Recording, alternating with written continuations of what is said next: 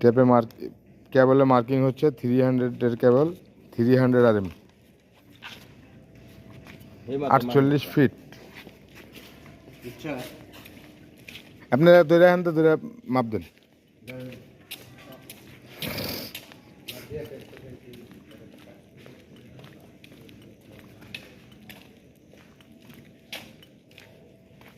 এটা একটা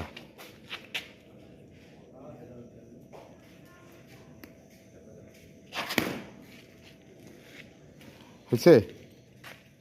কি করবেন?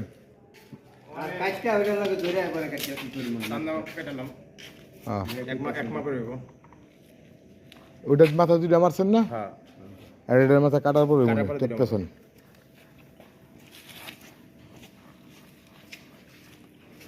হচ্ছে